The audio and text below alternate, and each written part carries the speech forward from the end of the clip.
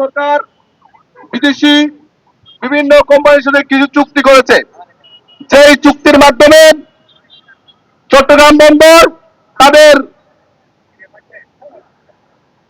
আয়ত্তে বা তাদের অধীনে চলে যাচ্ছে। আমরা খুব দুঃখের সাথে বলতে চাই, বাংলাদেশের প্রবেশদ্বার, বাংলাদেশের অর্থনীতির চালিকা শক্তি, বাংলাদেশের বাংলাদেশ নামক রাষ্ট্রের মূল শক্তি যদি বিদেশিদের হাতে চলে যায়, তাহলে বাংলাদেশের সার্বভৌমত্বের জন্য বড় ধরনের হুমকি হবে বলে আমরা মনে করছি। আপনারা জানেন, এই বন্দর দিয়ে যদি কোনো পার্বত্য চট্টগ্রামে বিদেশি বিভিন্ন এজেন্ডা, বিভিন্ন সমস্ত গোষ্ঠী কাজ করতেছে, যদি এই চট্টগ্রামকে যদি বিদেশিদের হাতে দেওয়া হয়, পুরোপুরি চট্টগ্রাম এবং পার্বত্য চট্টগ্রাম বিদেশিদের আয়ত্তে চলে যাবে, যার কারণে বাংলাদেশের সার্বভৌমত্ব, বাংলাদেশের অখণ্ড সার্বভৌমত্ব হুমকি হবে বলে আমরা মনে করছি। আমরা আমাদের যদি মাথায় ব্যথা হয়,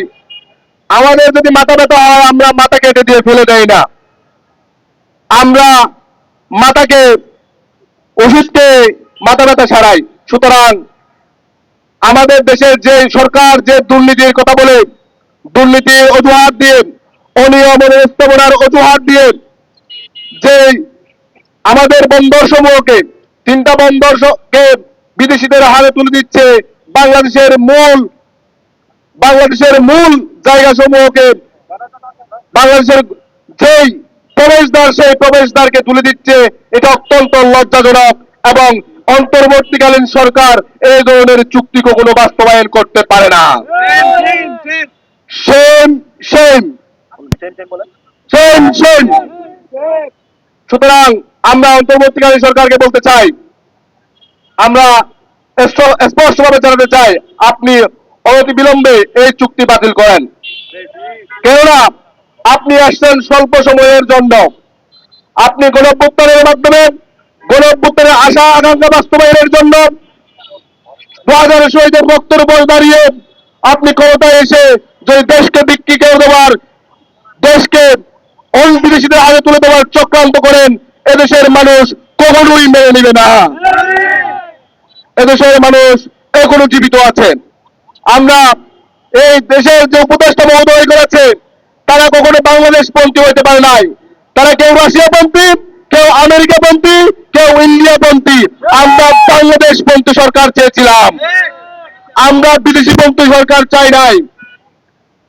সুপ্রিয় বন্ধু আমার, এই মুহূর্তে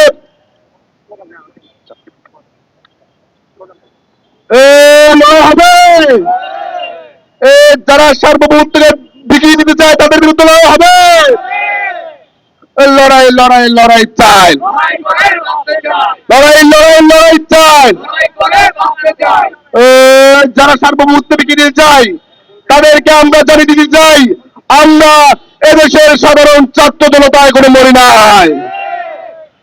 এই মালিক না কামলা,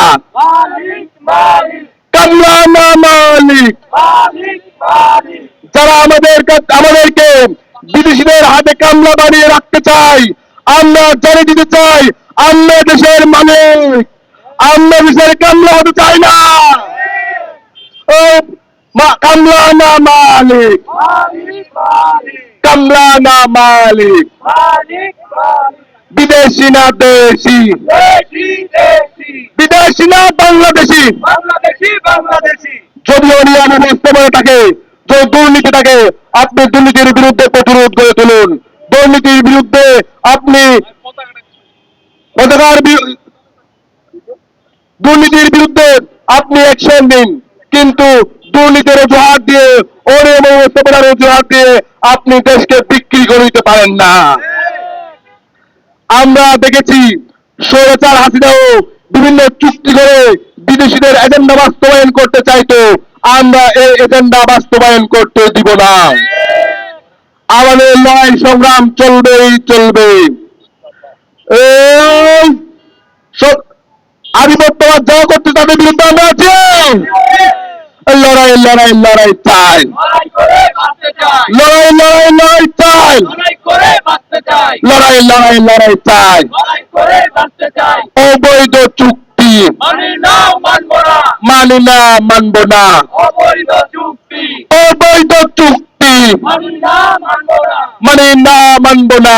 অবৈধ চুক্তি বাতিল করে করতে হবে, অবৈধ চুক্তি অবৈধ চুক্তি বাতিল করে করতে হবে। বাতিল করে করতে হবে, অবৈধ চুক্তি অবৈধ চুক্তি। বাতিল করে করতে হবে। কামলা না মালিক, মালিক মালিক কামলা না মালিক, মালিক মালিক কামলা না মালিক। মালিক মালিক এদেশের মানুষের আশা আকাঙ্ক্ষাকে বিক্রি করে দিয়ে যারা এই ধরনের কর্মকাণ্ড করে তাদেরকে আমরা গৃহের সাথে জানাতে চাই, আমরা গৃহের সাথে এই চুক্তি প্রত্যাখ্যান করলাম। সুপ্রিয় বন্ধুরা আমার, এই মুহূর্তে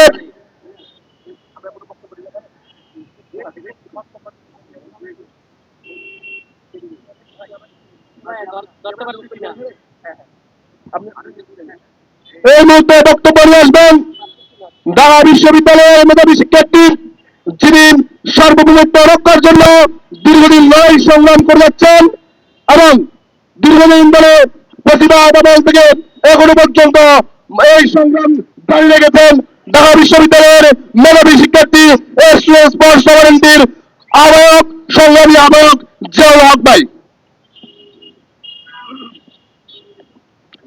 আসসালামু আলাইকুম, সবাইকে ধন্যবাদ জানাচ্ছি। আজকের চট্টগ্রাম বন্দরে বিদেশি আধিপত্যবাদের প্রতিবাদে আয়োজিত স্টুডেন্ট ফর সভরেন্টি কর্তৃক আয়োজিত বাংলাদেশ ফার্স্ট ফ্ল্যাগ মিছিলে প্রিয় সাংবাদিক ভাইয়েরা, আমরা কিছুক্ষণের মধ্যেই মিছিল শুরু করব। আমরা এখান থেকে মিছিল নিয়ে শাহবাগ জাদুঘরের সামনে যাব, তারপর ওখানে গিয়ে আমরা সংক্ষিপ্ত আলোচনা করে শেষ করব। তার আগে আমি দুইটা কথা বলতে চাই, সেটা হচ্ছে আমাদের চট্টগ্রাম বন্দর যে বিদেশিদের দেয়া হচ্ছে, এখানে তারা অনেকগুলো উদাহরণ নিয়ে আসতেছে, দুর্নীতির কথা বলে, সক্ষমতার কথা বলে। আপনারা কি বলতে পারবেন বাংলাদেশের এমন কোন সেক্টর আছে যেটা দুর্নীতিমুক্ত? কোন সেক্টর নাই। তাহলে শুধুমাত্র